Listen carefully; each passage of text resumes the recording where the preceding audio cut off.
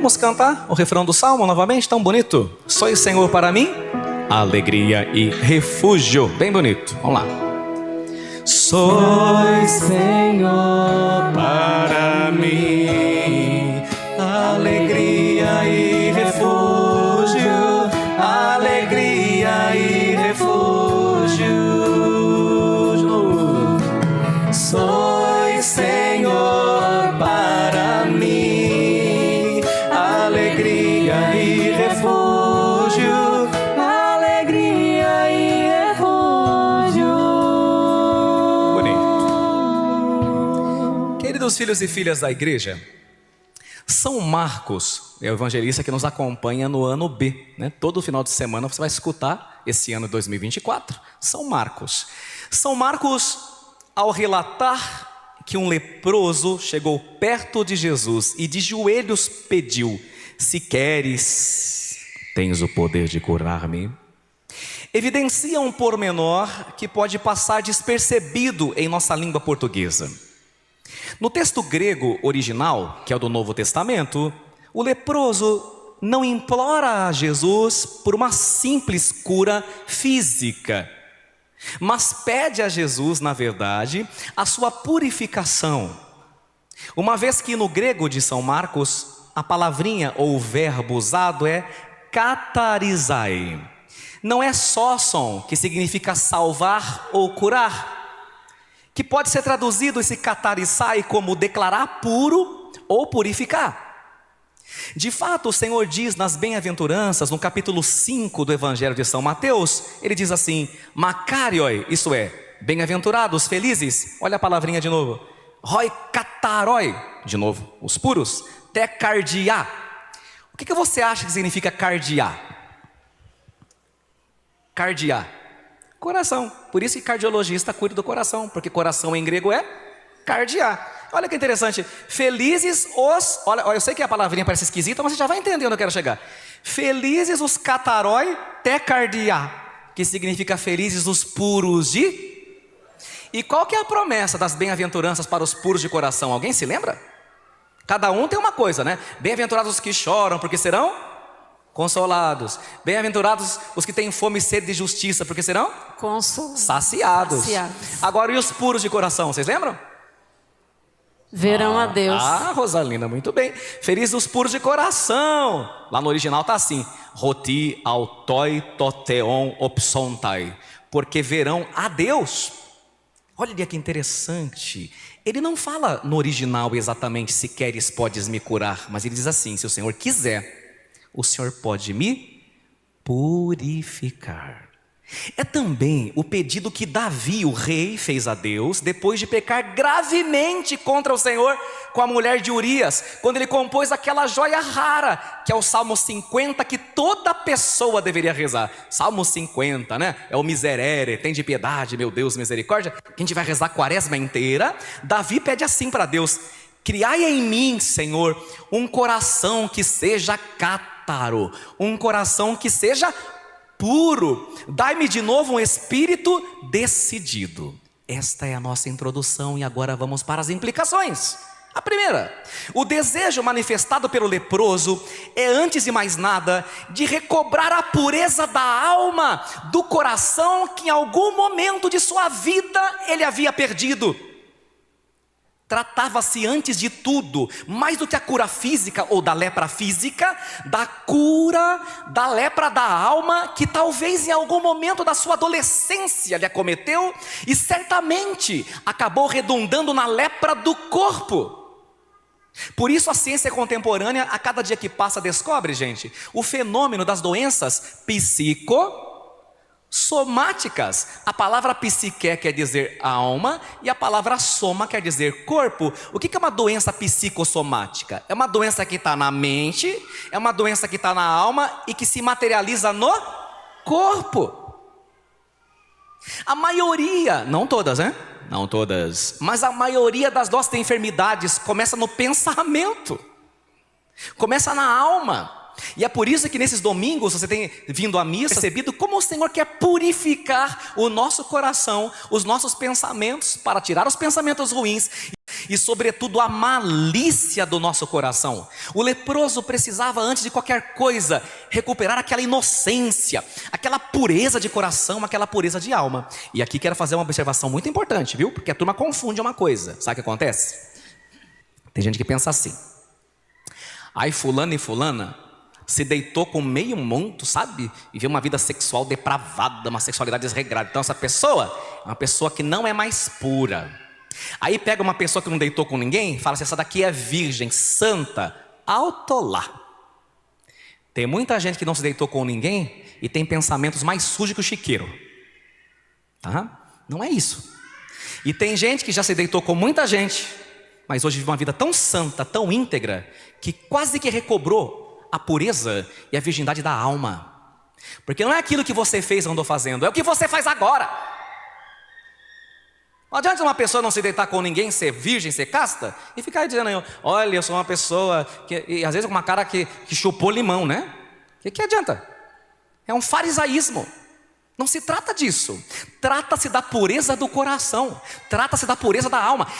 E mesmo você que tenha levado uma vida devassa, talvez, você pode ser puro de coração. Se o Espírito Santo te purificar, ele te reintegra a virgindade da alma, a pureza do coração e a pureza da alma. E é esta a verdadeira pureza que agrada a Deus.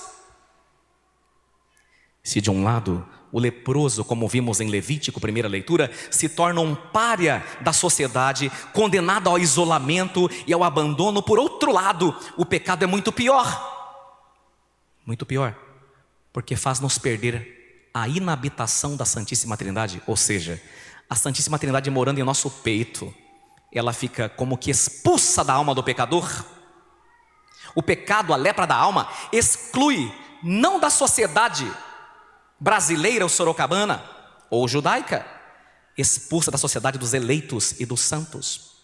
Não se trata simplesmente de conviver na sociedade fora dos muros da cidade como o leproso convivia. A lepra da alma é pior, porque trata-se de perder o convívio dos eleitos e ficar para sempre fora dos muros da Jerusalém celeste, o que é uma verdadeira tragédia. Além disso, queridos filhos, a lepra da alma é bem mais contagiosa do que a física. Da física é só você manter distância, que a pessoa não pega.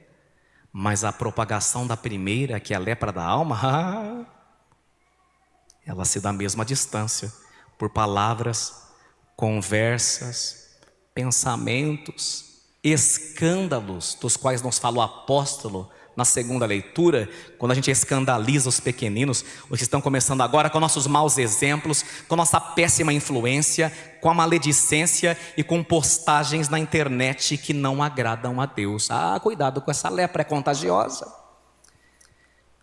Vocês já perceberam que tem gente que tira de nós o nosso melhor lado? Mas tem gente que desanda a gente? Tem. Cuidado, tem gente que te desanda. Essa turma que te desanda é a turma que te contagia com a lepra do pecado. É altamente contagiosa. São os chamados bad influencers, os maus influenciadores. E a sociedade nossa está cheia de cantor, de ator, de atriz, atordoados também, né? Que levam as pessoas para o abismo. Terrível é ainda considerar que os sofrimentos do leproso, abandonado à própria sorte, terminam com seu falecimento. Não é? Quando o leproso morrer, a lepra vai embora. E se ele aceitar a lepra como resignação e amor a Deus, ele abrirá os olhos para a eternidade. Pois o leproso da outra parábola, lembra do rico Epulão, o rico comilão? Lembram? Quando o leproso morreu, os anjos vieram e levaram ao céu. Morreu o rico e foi condenado na labareda do inferno, lembra? E queria que Lázaro, o leproso, lhe molhasse a ponta da língua, porque sofria no inferno. A lepra do corpo não é tão perigosa, porque se você aceitar os sofrimentos por amor a Deus, você abre os olhos na eternidade. Mas a lepra da alma é bem mais perigosa, porque é daquele pecador que não quer mudar, não quer se tratar, e ela acaba redundando em morte eterna. Você percebeu por que o leproso pede muito mais do que uma cura física? Pede antes de tudo uma cura da mente, uma cura da alma. Inteligente esse leproso, porque sabe que sendo curado do coração e da cabeça, o corpo consequentemente será curado. Depreendemos, portanto, que não basta ser curado dos males físicos, mas sobretudo e antes de qualquer coisa, dos males espirituais, a saber, do pecado. E agora, mais uma coisa. São Marcos Evangelista nos mostra um itinerário. O que é um itinerário? Um caminho, uma linha, uma rota, para que a gente possa seguir e atingir essa tal purificação. Vamos aprender? Você quer ter um coração puro, restaurar a inocência e ser liberto da malícia? Eu quero, que Jesus me ajude. Como que a gente faz? Muito simples. Em primeiro lugar, São Marcos diz que ele chega perto de Jesus, e repete comigo, por favor. Implorou-lhe de joelhos. Toda a igreja. Implorou-lhe de joelhos. Um gesto inusitado, raro, que os judeus reservavam apenas para Deus. E aqui uma coisa, né? Não se ajoelha diante de homem e de mulher. Tá? Só se ajoelha diante de Deus. Tá bem? É bom ter isso claro. A gente vê umas cenas por aí esquisitas, né? Ajoelha diante de Deus. E no judaísmo não se pode se ajoelhar diante de homem. Então, quando ele se ajoelha diante de Cristo, ele está dizendo que Jesus é o que para ele? Deus. O cardeal Joseph Ratzinger, Papa Bento, em sua famosa obra Introdução ao Espírito da Liturgia, quem não leu, leia. Um livro assim desse tamanho, assim, ó. Uma beleza. Introdução ao Espírito da Liturgia. Vai ficar gravado depois, para quem não tem memória boa, vai ficar gravado o nome do livro. Ele afirmava assim: quem aprende a acreditar, aprende a se ajoelhar. Olha que interessante, que sabedoria. Quem aprende a acreditar, aprende a se ajoelhar. Por quê? Porque o homem começa a se purificar quando se abaixa diante de Deus. E agora, gente, vou falar umas coisas bem concretas da vida de vocês. Como é bom que nossos filhos nos vejam ajoelhados diante de Deus. Porque quem não se ajoelha diante de Deus, vai acabar se ajoelhando diante da vida, diante dos problemas, diante das dificuldades, diante das tribulações. Não raras vezes eu vejo algumas cenas na internet bonitas, e aqui também na igreja, né? Quando eu vejo o pai chegar na missa, ele vai para a capela do Santíssimo com a menininha de 5 aninhos, ele ajoelha, a menininha não entende nada, ele fica olhando assim. Não demora muito, a criança vai e se ajoelha também. Ela não sabe ainda o que ela faz. Num processo de mimetização, de imitar, ela começa a imitar o pai, começa a imitar a mãe. Como é importante que os filhos vejam seus pais se ajoelhando. Como é importante, sabe? E sobretudo o homem da casa. O homem da casa. As crianças de uma escola foram convocadas para fazer um trabalho onde deveriam desenhar seus super-heróis favoritos. Heróis da Marvel não faltaram. Mas um garotinho tentou retratar Deus. Quando perguntado pela professora sobre o porquê de fazer Deus, se não o Homem-Aranha, o Batman ou o Iron Man, o menino respondeu: professora, meu pai é um homem valente, que não tem medo de nada e de ninguém. Eu não conheço um homem mais corajoso que meu pai, mas todos os dias à noite, ele se ajoelha aos pés da cama e fala com Deus. Ou quando a gente vai à igreja, ele se ajoelha também diante de Deus. Então, eu acho que só deve existir um ser a quem devemos temer, e esse ser é Deus. O primeiro exemplo de adoração que o seu filho recebe é teu, papai. É teu. E querido papai que me escuta, nunca te dobres diante de ninguém. Nunca tenhas medo de nada e de ninguém. Nunca se curve perante ninguém, para que seu filho saiba que ele tem um homem dentro de casa. Só se curve e se ajoelhe diante do Todo-Poderoso, diante de Deus. São Beda vai dizer sobre esse evangelho: aquele homem se ajoelha prostrado no chão, o que é sinal de humildade e ao mesmo tempo de vergonha, para que cada um se envergonhe das manchas da sua vida.